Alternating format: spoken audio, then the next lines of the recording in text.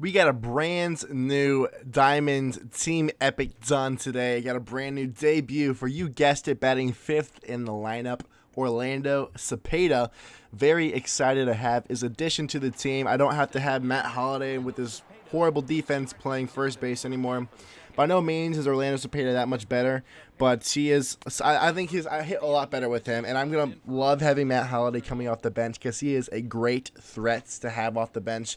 And I mean, he has a lot of versatility. He can play outfield or first base, so that's exciting to see. If we get those stupid BS, your player just got injured crap, I mean, I can put Holliday in many different spots. Also, I mean, it's nice having Orlando Cepeda so he can do that kind of stuff. First at bat on the squad is a home run, so that is actually awesome. I did play a game with him in a play versus CPU, just to get a little feel for him. He went like 3 for 3, so that was awesome. Buddy Bell trying to keep the rally going, getting a single. Then we have Melvin Upton Jr.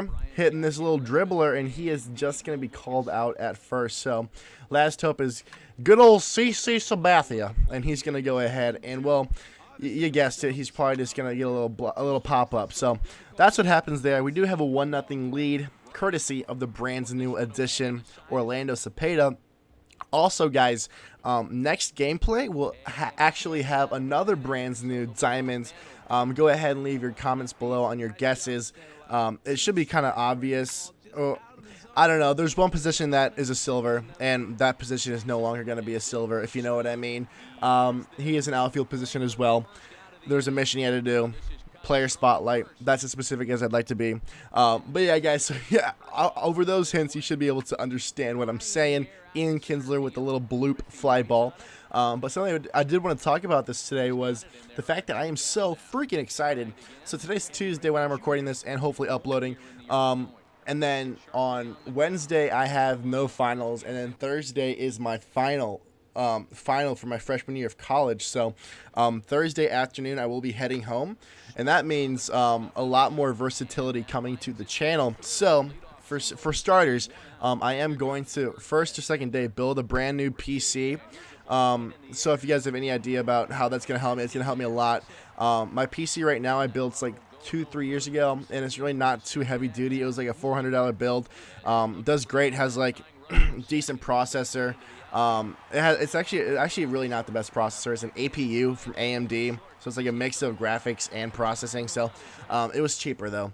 And like I said, this computer that I have now is my first build. So for any of you guys who know what that is, it's not the best, but my brand new build is immensely better. I'm putting like $1,000 into it. Yeah, I'm really excited, guys. It's going to be insane. So I'm going to start streaming a lot, hopefully uploading and rendering a lot more, simply because my render speed is going to be a lot slower, or a lot faster, rather. And, you know, streaming will be a ton of fun, too. I can upload a lot more just because, like, through YouTube is where I'm most likely primarily going to be streaming. You can just upload those streams directly to YouTube as a video after you stream. The only issue is like making sure you're not playing copyrighted music. So that's what I'm planning on doing. I might try and mess around with Twitch a little bit, but to be honest, YouTube gaming and YouTube streams have had a lot of new improvements in the last week or two. So I'm very excited for that with like sponsorships and stuff. So with that being said, be aware of that. That should be coming early next week, I'd say. Maybe even this weekend. Not 100% sure. I don't know the timetables quite yet. Got to make sure the PC's up and running. Got to make sure I have all my drivers in and stuff. But back to the gameplay, guys. 1-1, and good old Curtis Granderson is going to be able to drive a ball to right field over the right fielder's head, and he's going to misplay it. So that's going to allow me to get into third base. And I think it was this triple that I did unlock mission 2 for the Eddie Matthews Player Epic. And that's going to be a tough one to do. It's going to take a while. You need 50 breakout players to get the Eddie Matthews, or to get to stage or tier 3, I guess. And that's the easiest tier. We just have to exchange Braves players. But to be fair, I only have 20, and that's a mix of like, you know, I have a couple diamonds like Granderson, Oral Hershiser. There's another one, or I think there's Catfish Hunter as well. And then I think Ian Kinsler is also a breakout. But there are also a ton of golds I can get, kind of silvers, and I think there are some commons. But for the most part, I need to buy some from the ticket counter, which just kind of sucks. I have been trying to save up my tickets. And then also I can go ahead and get some from the market, of course, and then finishing collections, player epics, and whatnot. By the way, Ian Kinsler is probably my favorite breakout player on my team, because that's all he does, guys, is hit bombs just like that one. But yeah, guys, so I will be grinding to get the Eddie Matthews. He'll replace Buddy Bell as my next third baseman. I'm just going to work on that. That's still, I mean, I'm not going to work on any other player epics. Before I got the Buddy Bell, I was going to work on getting the Josh Donaldson, because I have, like, the Athletics has got to be the easiest collection to finish. And so I'm, like, a couple more hits away, or I don't even know what we have to do to get the player epic. But I'm like I'm on the tier 4, and it's something to do with Billy Burns or something, or Jason. I don't even know, guys.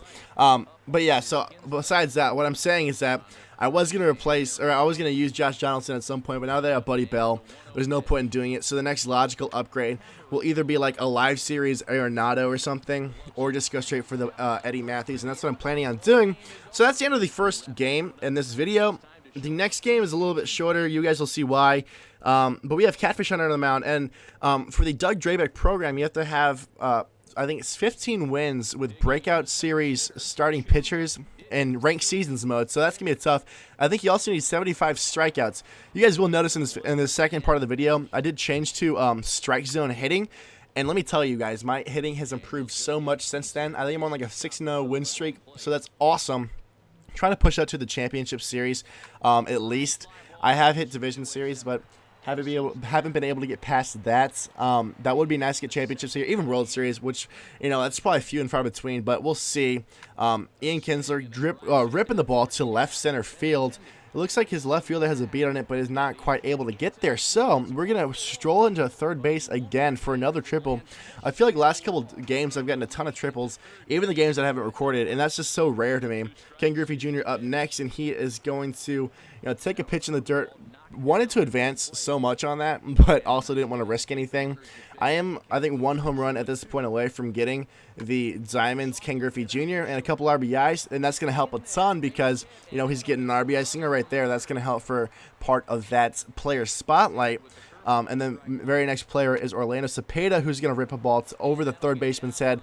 Realistically, if he had a better defensive third baseman, he probably could have caught that. But nonetheless, at second and third, I think 1 or 2 outs, not 100% sure what the situation is. Jonathan Lucroy coming up, and he's honestly been a disappointment lately. He went from like a mid-300 batting average probably to like mid-200s. So I'm either going to try to replace him. I might try to get the player epic Jonathan Lucroy from the Brewers, or just go big or go home and get, you know, the Jorge Posada. But on this play, after I've been trashing him by a ton, he rips a double over the right fielder's head. Realistically, though, I think a lot of these balls could have been caught. He's just not playing it the best. And then he goes ahead and pauses it. And what do you know? He concedes. So, with that being said, guys, that's going to do it for this video. I really think, I don't know, I'm going to stick with strike zone hitting for as long as it does me good. So, with that being said, guys, thank you all so much for watching. I'm over and out, and I'll talk to all of you beautiful people later. See ya.